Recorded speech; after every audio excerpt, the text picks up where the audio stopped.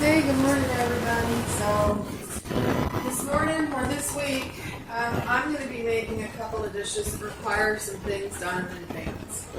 So, this week I'm going to be making chicken apple sausage from Adele's. It's going to be a one-pot dish with spinach and Parmesan cheese, and I haven't decided which pasta I'm going to use yet.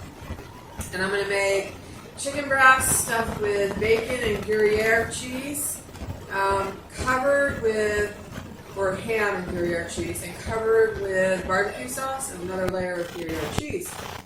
And then I'm going to make, at request of Gwen, hey Gwen, hey!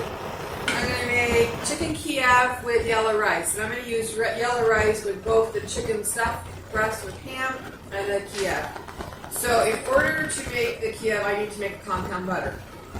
So in this bowl, I've got one stick of high quality, I'm trying out the Land O'Lakes European style butter to see if it is actually anything like the European style butter.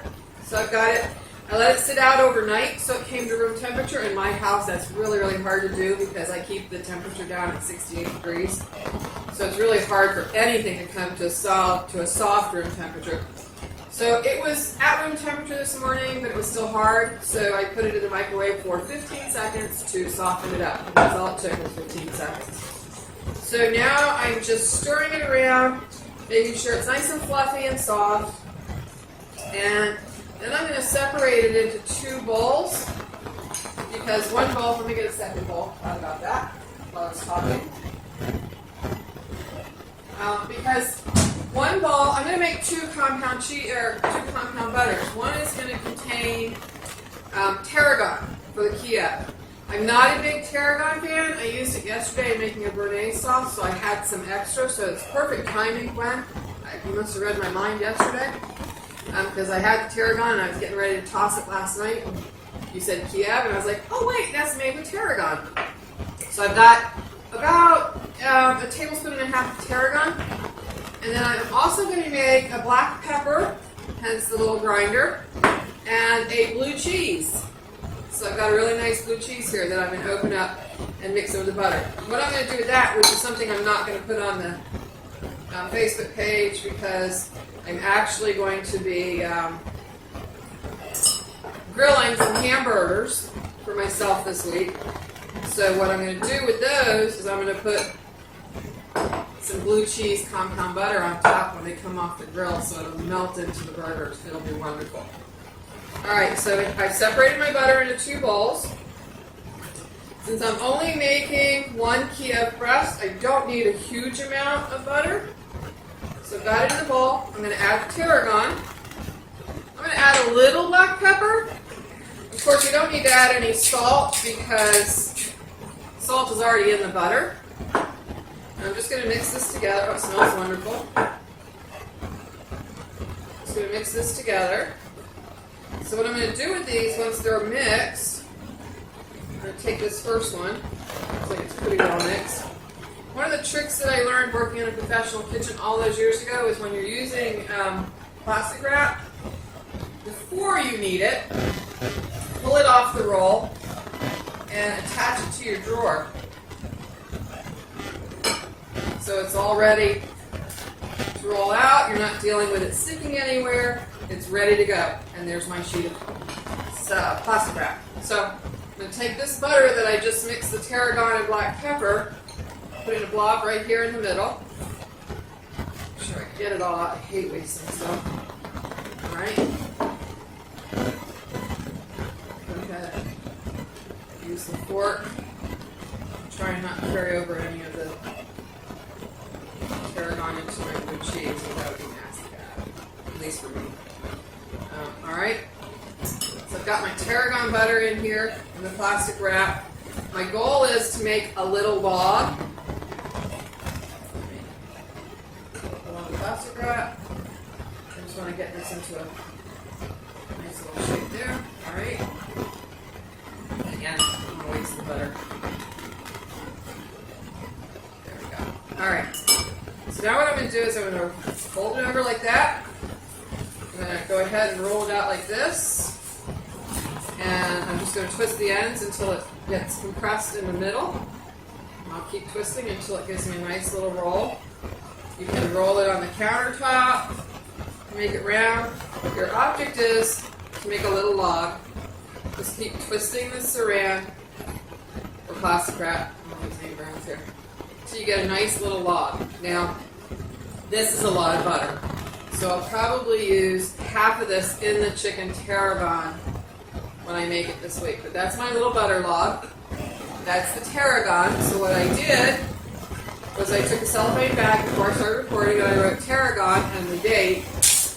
So I can put this in here.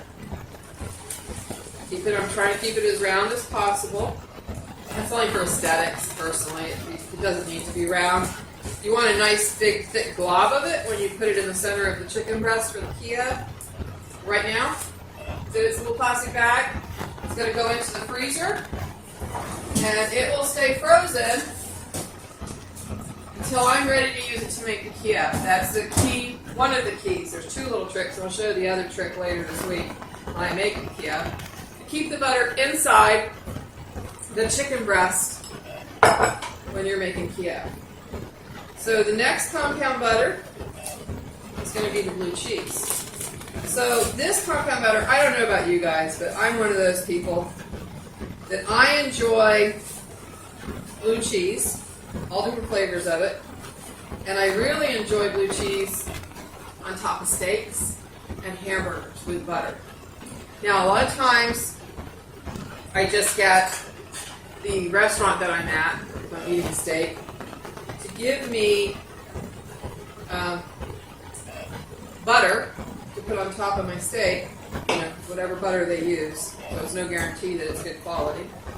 And then I ask for blue cheese salad dressing because usually, unless you're at a really high-end restaurant, they don't have blue cheese laying around for you to add to your steak or burger. So I'm going to use about 2 tablespoons of butter, 2 tablespoons of blue cheese. I'm going to put this here for later. I'm going to stick this in. I'll stick it in the sink. Alright. And I'm going to mash this together as best I can. With blue cheese, it's not really that easy because, again, you need it to come to room temperature. And I'm not sticking blue cheese in the microwave. So I got this to come to room temperature. I will use this butter probably like 3 times. So I can make either 3 different burgers, or I can make, let me go wash this off with hot water. I can make the burger that I'm going to eat this week, and a steak next week. I have a really, really good butcher here that I absolutely love. And the steak quality that I get from him is just amazing. You can cut it with a butter knife. So, I might pick up a steak for next week. So another helpful tip for people, everybody uses these spatulas in baking and cooking. Did you know that you should pop the top off just by pulling it?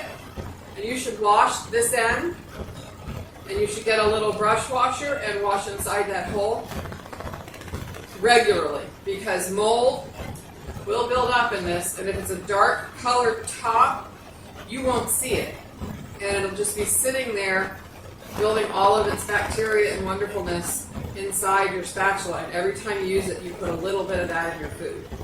So, just a tip, I take them out, I soak them in, and I'm allergic to bleach, so I soak them in vinegar, and then I wash them with soap and water, and I rinse them really well. And I do this with every spatula in my house. All right, put the tip back on. I'm gonna go ahead and mush up this butter a little better with this silicone spatula. And that's just something I learned a long, long time ago. And it extends the life of your spatulas. It extends your life because you're not eating all that mold and bacteria that's building up in there. All right. I'm going to put in some black pepper. But who doesn't love black pepper and blue cheese on a steak or on a burger? All right. Black pepper's in. Oh, that smells wonderful. I don't know, something about the smell of freshly ground black pepper. I'm trying to remember if I told you guys about the nut allergies you have to be careful with. one of the things that I use on my dining room table, and I try to warn people before they use it. You get it? Is I have a pepper mill just for the dining room table, and I refill it every month to 2 months. And it has a peppercorn mix, which has red peppercorns, white peppercorns, black peppercorns. You have to be really careful with that mix, because people that have tree nut allergies, believe it or not, may have a reaction to the pink, red, or white peppercorns. So you have to be really careful with that. If you're using a peppercorn mix, make sure that the people that you're working with or the people that you're feeding don't have an allergic reaction. I'm going to move that to the side. I'm going to, again, I have my cellophane already pulled, ready to go. Move it over to my bench. And then I'm going to slap my butter right into the middle of it. This is the blue cheese butter. Just a fork, get it off my spatula. The blue cheese makes it a little bit extra sticky, because it's, it's not as soft as the butter, but it is soft. And use a good quality blue cheese. I have a cheese drawer that most people probably don't have in their house. I went through it this morning, and I found some cheeses that I hadn't used in a long time, probably since December, and they were coming up on their expiration date.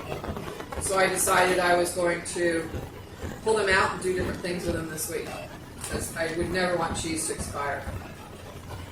All right, I'm going to push this down, turn it around, roll it up. And again, I like this a little bit bigger in the roll, because I'm going to slice it into probably 1/2-inch thick slices when I'm ready. And I'm going to put it on top. I'm not going to put it while it's cooking. This is something that goes on the burger or the steak right before I eat it. So there's my blue cheese roll, and I'm going to get 3 slices out of this to go on a burger or a steak. Again, I have my plastic bag here that says blue cheese and 421, so that when I go reach in my freezer, I know this butter has blue cheese on it. It's frozen as hard as a rock when I'm ready to use it, so I'll use a warm knife to cut through it. You can run it through hot water. You can put it over the flame for a few seconds to heat up the blade, however you choose to do it. And then you just cut through the frozen butter. Alright, so I have my 2 compound butters for this week. I'll be making Kiev later this week. I'm going to clean up my mess. One other tip besides the pepper mill that I was going to give you this morning. Everybody has these probably in their house, their ball jars. So, as a single person, me running out and buying, when I was first starting to live on my own, buying all the cooking equipment, I was just so confused. And I was like, I don't have hundreds of dollars to spend. So, ball jars. Great for storing stuff in your refrigerator, great for storing stuff in your pantry, actually great for storing stuff in your garage, like nails and stuff. But one of the other things Ball does, most ball jars, you have to look, have measurements on the side. This one holds 12 ounces, okay? So it has the 10 ounce and the 1 cup mark. It has the half cup mark, and it has a 1/4 cup mark on it. So if you don't have measuring cups, or if you're at a campsite and you don't want to carry all those extra utensils, take a ball jar, and you can use it for your measurements. All right, that's it, guys. I'm going to drink my coffee. See, iced coffee. I'm going to make some breakfast for me and the dog. The cats have already eaten their breakfast and almost killed me in the process, tripping me up. And I'm going to enjoy the rest of my Sunday. I have tons of laundry to do and things to prepare for the week for work. So thanks, y'all, and I'll see you later in the week when we're doing all the cooking. Bye.